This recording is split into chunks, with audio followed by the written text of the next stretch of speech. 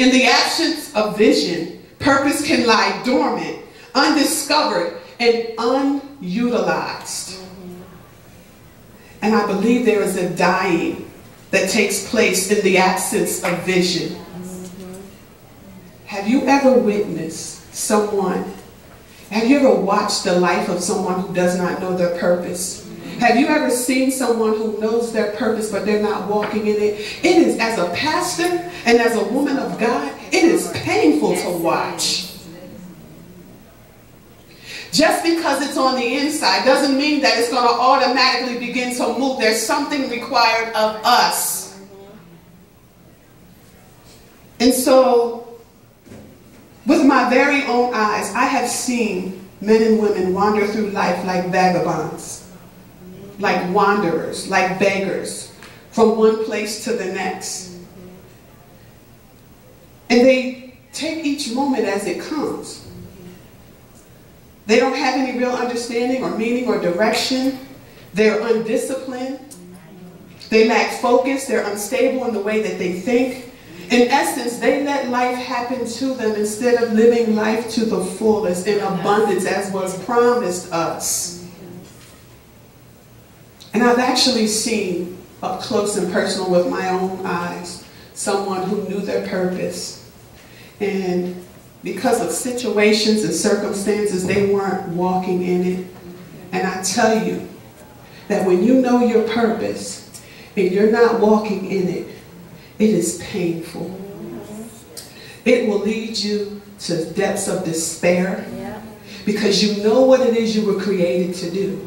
And for whatever reason, whatever came, whatever hurt, whatever distraction, whatever hindrance, whatever disappointment, whatever letdown, whatever betrayal, you're not walking in it. I have literally seen people try to continuously reposition themselves to say, you know what, well, this part is not so bad. If I can just do this part, I'll be okay. And the other part, I'll just let, that's a lie.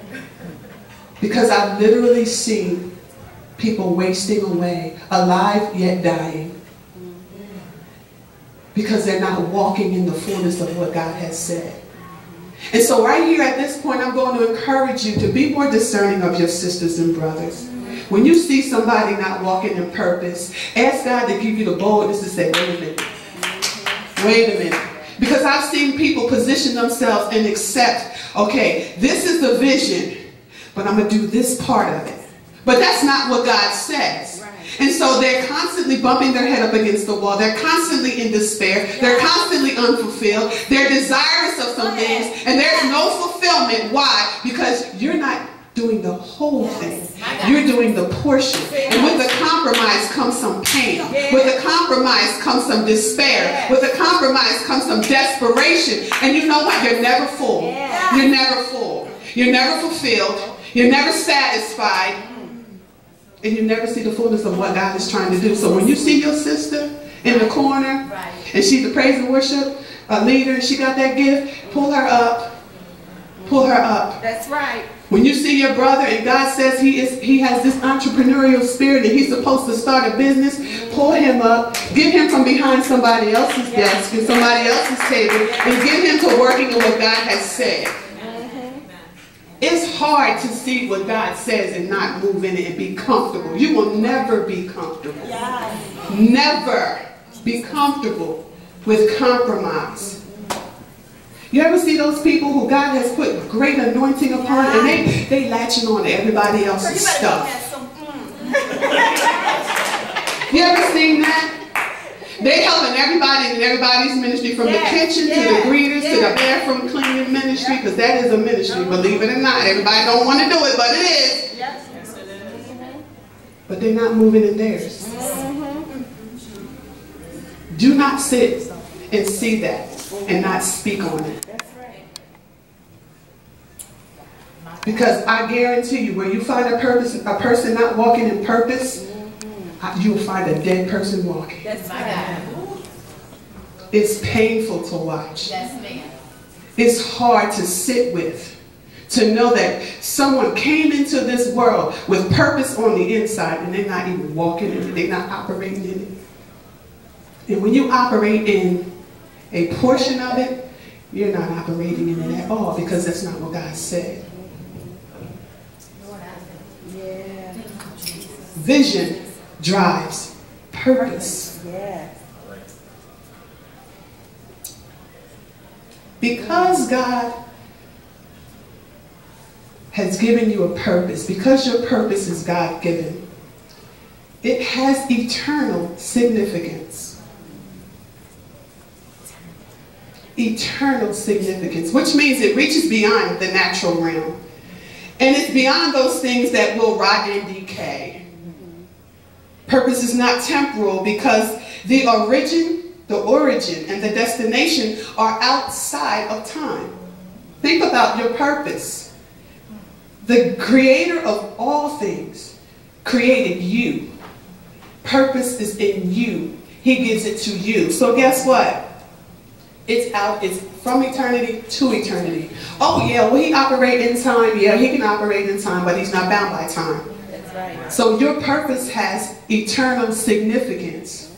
I don't care if God said that you are to make prayer tracts and hand them out to people on the bus when you go to work. That is eternal significance. That's right. Do not dumb down your purpose.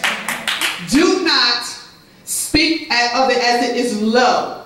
And just because everybody don't see you and you're not on the platform does not mean that your vision and your purpose is not significant and necessary.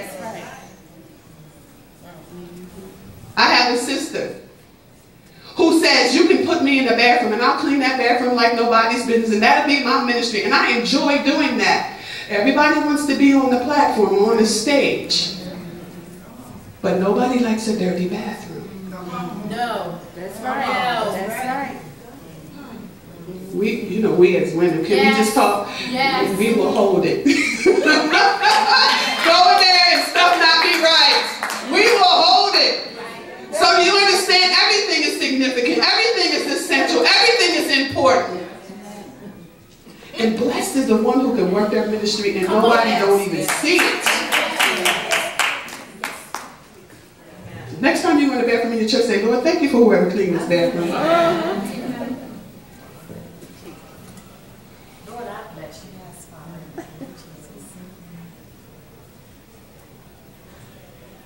With that being said,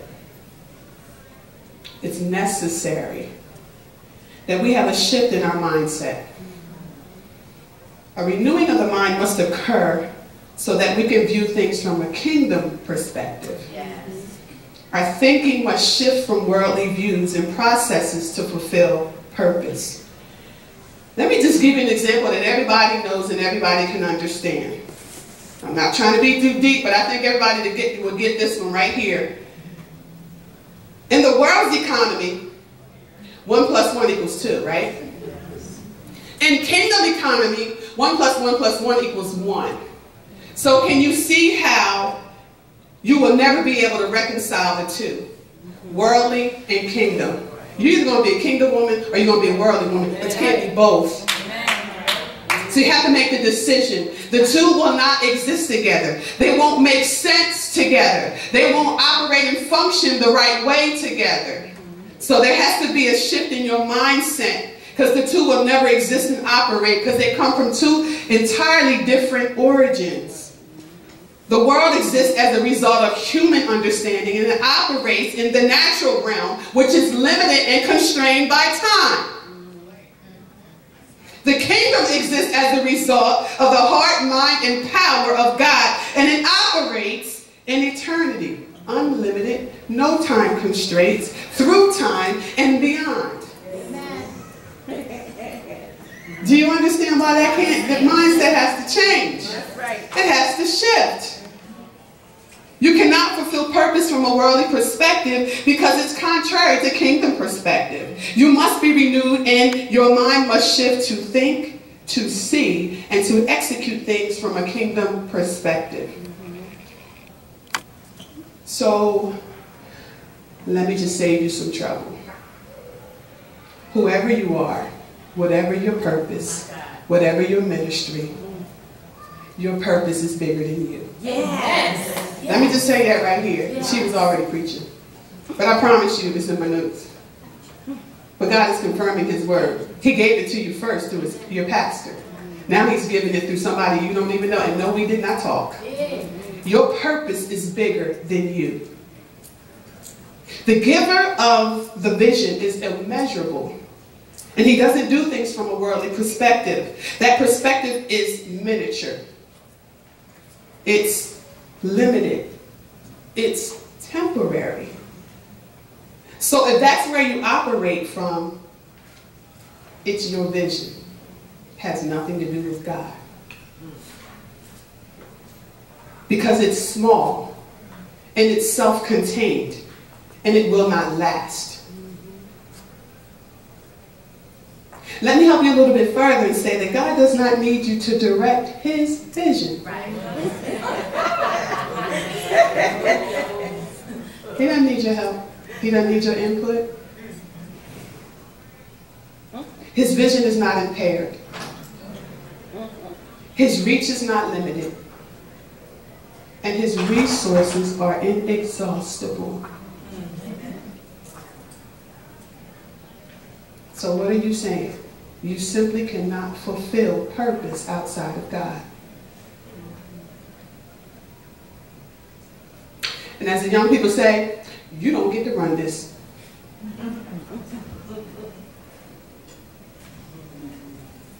What God requires of us is our complete obedience, our total cooperation, our humble submission, our wholehearted commitment, our unwavering trust, our undying devotion and dedication, and steadfast love.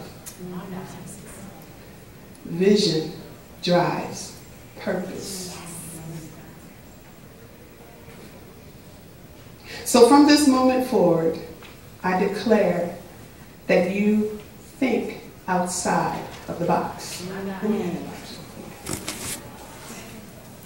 Look at this box. Let's talk about boxes.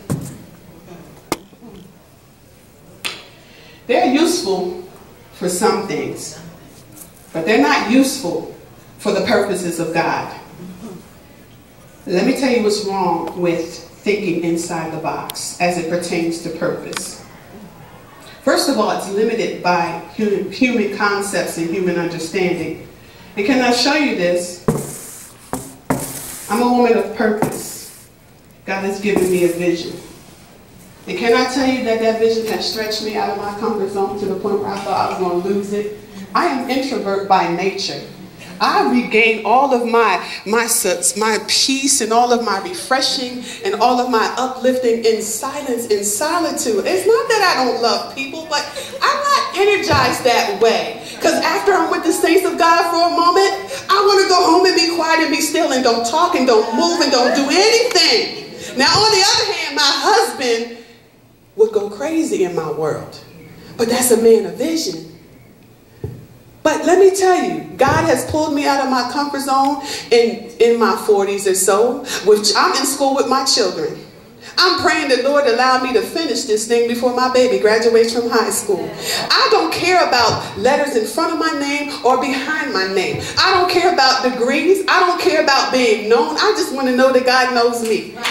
Okay? I'm not trying to be fancy. I'm a very simplistic person. I can get along with, I can do a whole lot with a little bit of stuff. I'm not high maintenance.